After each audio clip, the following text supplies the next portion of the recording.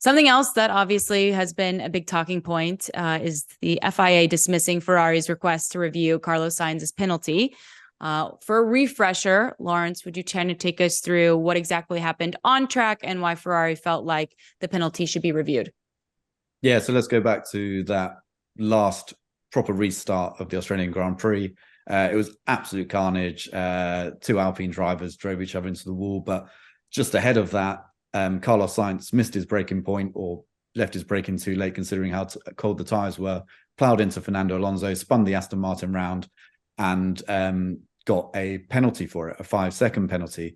Now, when they reset the grid for the final restart, which ended under the safety car, so it wasn't really a proper restart, Carlos Sainz was in 4th place. Fernando Alonso was put back up to 3rd because they took the same order as was on the grid.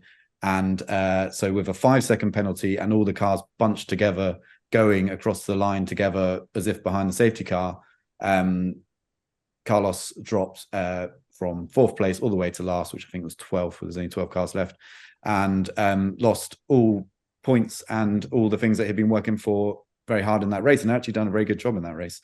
So he was very upset because not only did he think that given the circumstances, it was the first lap, sometimes the stewards are a bit more lenient on the first lap, and also given a 5-second penalty, which is the smallest of the penalties the stewards can give out in race. It goes like 5 second, 10 second, and then you get into much longer kind of stop-go penalties and stuff at pit stops. He felt that given that, it's completely unfair that he dropped from 4th to 12th, whereas in a normal race, a 5-second penalty might not even drop you one position, but it typically will drop you maybe one or something at the end.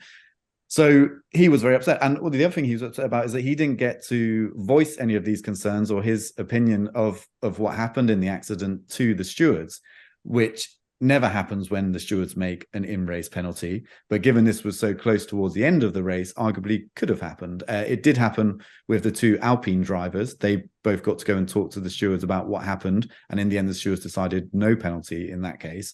But that was slightly different in that both cars were taken out in that moment.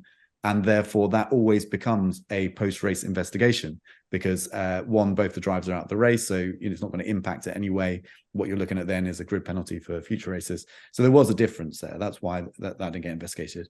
Perhaps the strangest one, although we won't dwell on this too long, is that Logan Sargent went straight into the back of Nick de Vries, took him out at turn 1, and that didn't get investigated at all. But let's just put that aside for now. Okay. And so we end the race. Carlos Sainz finishes last of the runners, no points. And Ferrari decide that they will request a review of this. So when a team decides that, you don't immediately get the stewards back together and go through everything again with Carlos pushing his point forward. What you have to do is put forward new information, which is new in that it wasn't available to the stewards when they made their decision, and relevant. And this is the key bit. What they decide is relevant is quite a high bar.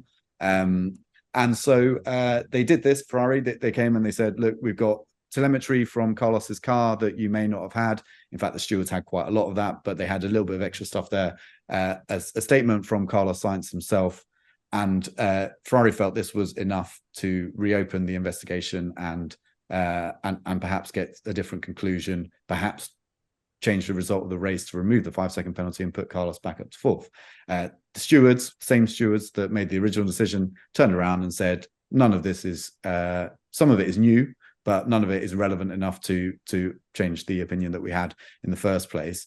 And so they threw it out and said, we'll dismiss this whole case of coming forward. And Ferrari look a little bit, a little bit silly here, I think. It hasn't got them anywhere. It was quite clear to everyone, because we've had a number of these situations in the past, that it's very rare the stewards will reopen an investigation unless there is something really, brand new that was just not available to them at the time and completely changes how they would view it. And it was quite clear that Ferrari weren't going to have anything along those lines. However, Ferrari have now used it a bit. They put out a statement afterwards to say, well, we need to get all the teams together and the FIA and Formula One and discuss this whole process. And it will be interesting to see what comes out of those discussions, because I think the majority of people in F1 will probably say, look, it was unfortunate that the 5-second penalty was had such a big impact on his result, but all the processes were followed. He did take someone out on the first lap. You know, at what point do you just start turning a blind eye because, you know, it seems a bit unfair at the time?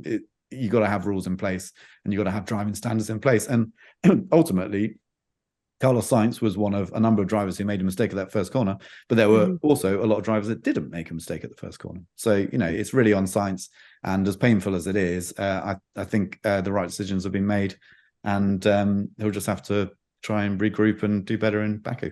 Thanks so much for watching ESPN on YouTube. And for more sports highlights and analysis, be sure to download the ESPN app. And for premium content and live streaming, subscribe to ESPN Plus.